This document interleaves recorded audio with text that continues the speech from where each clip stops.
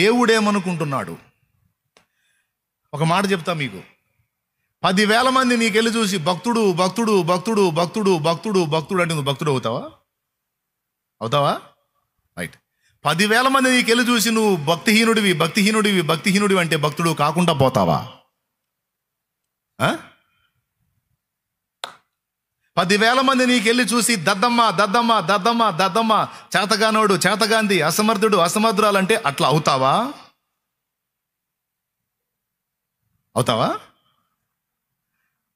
10,000 మంది నీకెళ్ళి చూసి మేధావి మేధావి మేధావి మేధావి అంటే మేధావి అవుతావా?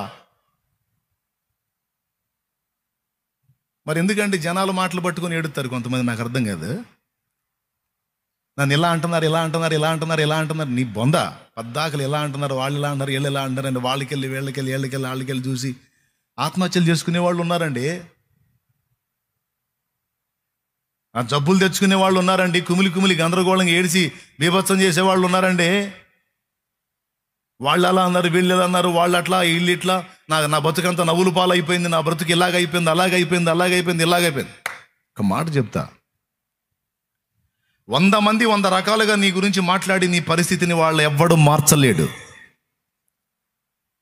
వాళ్ళు నువ్వు చేతగాని దద్దమ్మా అని నిన్ను అన్నంత మాత్రాన నువ్వు అలా అయిపోవు.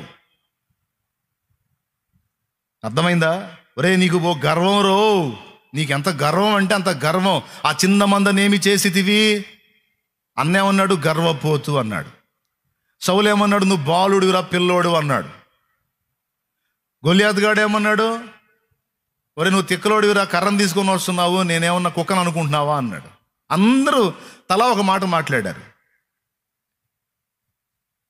అవునా? ఒడిశాల్లో రాయి తీసుకొని కొట్టి దేవుని కృపను బట్టి వాడు కూలబడి వాడు బోర్లబడి దావీదు జయం పొందిన తర్వాత అనలేమన్నారు తెలుసా? మా తమ్ముడే, అది చిన్నప్పటి నుంచి సురికే అయిపోయిందా, మారిపోయా. స్తోత్రం. సౌలేమన్నాడు? ఈ చిన్నవాడు ఎవని కుమారుడు, గొప్ప సాహసి. మరి అంతకుముందు పిల్లోడు వంటివి గయా. ఏమైనా అర్థమైందా నేను చెప్పింది? ఇప్పుడు జనం ఏమనుకుంటున్నారు అనేది పట్టించుకోవాలా, దేవుడు ఏమనుకుంటున్నాడు అది పట్టించుకోవాలా? పెద్దగా చెప్పండి. దేవుడు ఏమనుకుంటున్నాడు అది పట్టించుకోవాలన్నోళ్ళు మరి ఎందుకు ఏడిచేస్తున్నారు నాకు అర్థం కావట్లేదు. చెప్పండి, మొహమాట లేకుండా అడుగుతున్నాను. జనం మాట కాదన్నా, దేవుడేమనుకున్నాడు అది ముఖ్యం అన్నోళ్ళు ఎందుకు జనములకెళ్ళి చూసి విరక్తి చెందిన బ్రతుకుతున్నారు? ఎందుకు వేదంలో బతుకుతున్నారు? వాళ్ళకెళ్ళి చూసి వీళ్ళకెళ్ళి చూసి ఎందుకు కుమిలిపోతున్నారు? ఎందుకు ఏడ్చుకుంటున్నారు? ఎందుకు మొత్తుకుంటున్నారు? ఉన్నారా లేదా ఈ బాపతోళ్ళు? నీ హృదయంకి వెళ్ళి చూడాలి, నంబర్ 1. నంబర్ 2, దేవునికి వెళ్ళి చూడాలి.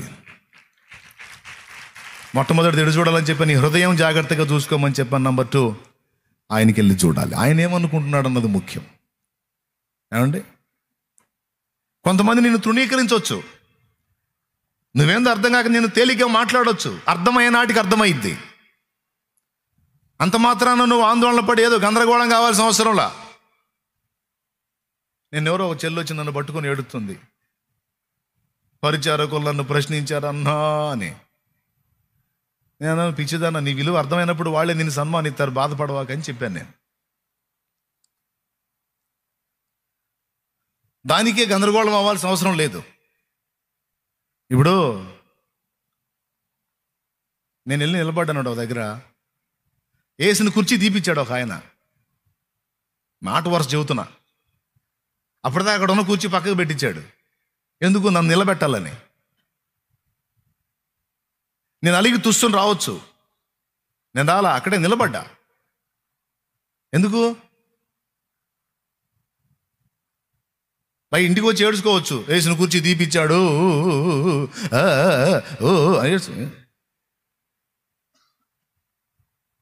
అవమానం చేశారు, చెయ్యనే అన్నా, వందనాలు అన్న, ప్రైజ్ రా బా అన్న, నేనున్నాను ఇక్కడ అని చూసుమని అలిగి రాలా. స్తోత్రం అనని, అవమానపరచని, ఏం పర్లా ఉంటాయి, గుర్తులు ఉంటాయి, అట్లా ఉన్నాయి.